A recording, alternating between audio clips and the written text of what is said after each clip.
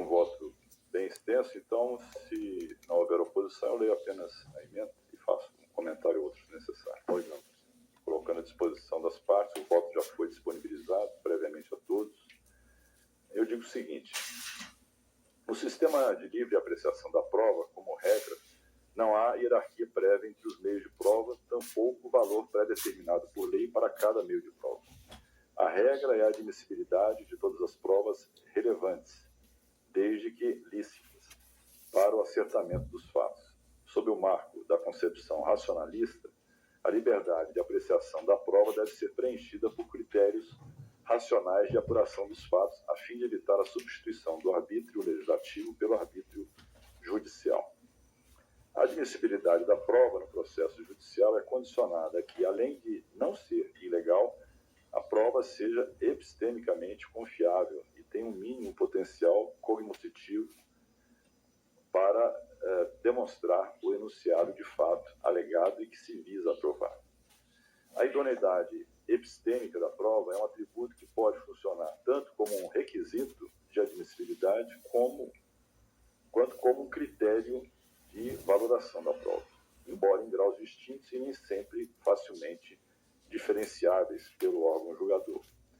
Assim, nos julgamentos promovidos por juízes togados, ou seja, juízes de direito, há um mais amplo e sindicável controle intersubjetivo sobre a prova admitida e produzida, dado o dever de fundamentação das decisões judiciais, que é também uma garantia do jurisdicionado, a minimizar a irrelevância lógica ou epistêmica de uma determinada prova, pois a exigida justificação do raciocínio probatório pelo órgão julgador serve, ou deve servir, justamente para evidenciar que a decisão está lastreada em provas idôneas e, logicamente, relevantes para a corroboração ou refutação das hipóteses alegadas pelas partes.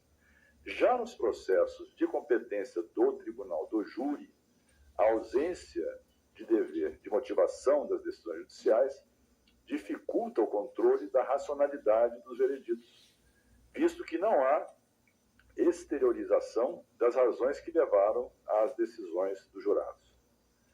Sem a motivação decisória, uma das formas de garantir minimamente a racionalidade do julgamento popular é o controle da racionalidade das provas apresentadas aos jurados. Por isso, nos processos submetidos ao júri, é de suma importância que o juízo presidente promova filtragem cuidadosa e criteriosa dos elementos probatórios incorporados aos autos, a fim de desentranhar provas logicamente irrelevantes ou epistemicamente inidôneas, que possam induzir os jurados a conclusões irracionais e potencialmente errôneas por ocasião do julgamento do mérito. A carta psicografada não pode ser admitida como prova no processo judicial, por se tratar de meio desprovido de mínima idoneidade epistêmica para a corroboração racional de enunciados fáticos. A despeito da controvérsia filosófica e dos esforços historicamente direcionados em torno da temática, não houve até o momento evidência científica sólida e confiável de comprovação da vida pós-morte e a da comunicação com pessoas já falecidas. Assim, no cenário atual, a crença na psicografia consiste em um ato de fé, o qual, por definição, prescinde de demonstração racional. Os atos de fé, seja ela religiosa ou não, são diametralmente opostos aos atos de prova, que visam justamente a demonstração racional e objetiva dos fatos alegados no processo. Por isso deve ser reconhecida a inidoneidade epistêmica da carta psicografada como meio de prova no processo judicial. A carta psicografada é uma prova irrelevante por inidoneidade epistêmica, mas não é prova ilícita, como até destacou, o representante do Ministério Público, pois não há nenhuma violação de norma de direito material ou processual em sua material, em sua obtenção ou produção. Consequentemente, como não se trata de prova ilícita, não se cogita de aplicação do artigo 157 parágrafo 1º do CPP no tocante às provas derivadas da apuração do conteúdo da carta psicografada. Embora, em regra, a notícia do crime trazida em carta supostamente psicografada possa permanecer juntada aos autos a título de registro da sequência lógica e cronológica dos atos de investigação, a possibilidade de seu desvirtuamento como elemento de prova perante os jurados, justifica o seu desentreamento dos autos, a fim de evitar a indução do corpo de jurados a conclusões irracionais e não sujeitas à sindicância judicial e das partes. No caso concreto, o recorrente foi denunciado pela prática de 3 crimes de homicídio, um deles consumado com erro contra a pessoa e outros 2 tentados. A autoridade policial colheu o depoimento de uma testemunha que haveria atuado como médium e psicografado informações transmitidas pelas vítimas fatais. Na sequência, coletou material caligráfico fornecido pela mencionada testemunha. Colheu o depoimento da mãe da testemunha, que haveria atuado como médium, e juntou aos autos os manuscritos que haveriam sido psicografados. Ainda que tais elementos possam servir como notícia de crime, não são admissíveis como prova do fato. Logo, uma vez precluso o juízo de admissibilidade da acusação, tais elementos devem ser desentranhados do processo, a fim de evitar que sejam submetidos ao conhecimento do corpo de jurados como prova. Senhor presidente, aqui eu acho que é importante deixar claro que, como até foi bem colocado nas manifestações das partes do Ministério Público como custódio e do impetrante, que nós não estamos a tratar aqui de nenhuma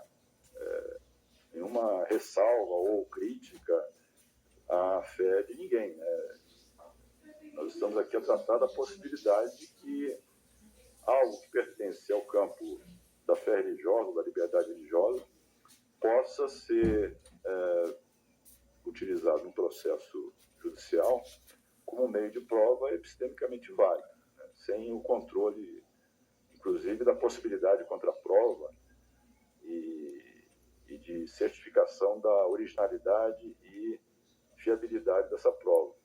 Até em artigo de doutrina, a doutrina menciona a dificuldade que nós teríamos se admitíssemos esse tipo de prova. Imaginem que não seria de se taxar de absurda a hipótese de, uma vez admitida a utilização de carta psicografada por uma das partes, a parte contrária também apresentasse uma contraprova trazida por um outro espírito, outra carta psicografada.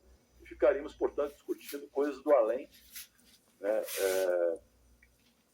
que, em princípio, teriam sido comunicadas, essas coisas do além, ao nosso mundo terreno. É algo, portanto, que escapa da racionalidade, e hoje toda a tendência do direito probatório tem sido a de conferir o máximo de racionalidade possível a qualquer meio de prova. Nós não estamos mais no período das provas dos juízos de Deus, das ordárias, em que se confiava a solução do caso à interferência divina. A fé, portanto, é de cada um, mas nós aqui cuidamos da ciência, né? Eu estou, então, senhor presidente, propondo, e mais um esclarecimento, esse precedente que foi mencionado pelo Subprocurador-Geral da República, na verdade, eu fui conferir, não houve decisão de mérito.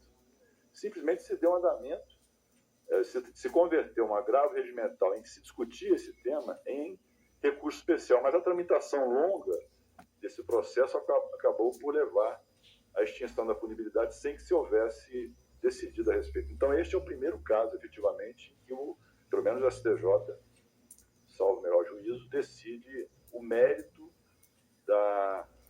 de um caso em que se pretende a utilização de uma carta psicografada para declarar a inadmissibilidade da carta psicografada juntada aos autos pela acusação, bem como das provas relacionadas a atos de psicografia. E aí eu até faço, no final do voto, senhor presidente e eminentes pares, uma delimitação do que se deveria encaminhar num juízo de origem. Porque, como não se trata de prova ilícita, o juiz deverá verificar, antes do desentramento da prova, né, da própria carta, se todo o conteúdo do depoimento que foi feito sobre ela é irrelevante, por se referir à carta psicografada declarada inadmissível, ou se há trechos desses depoimentos que justificam a sua manutenção nos autos por serem relacionados a outros fatos pertinentes ou relevantes apurados no processo. Porque, na verdade, não só se juntou a carta ou as cartas, mas se produziram depoimentos de supostas testemunhas do ato de psicografia dessa comunicação, né?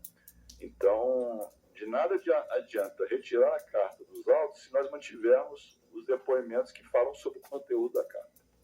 Então, é preciso que o juiz reavalie isso.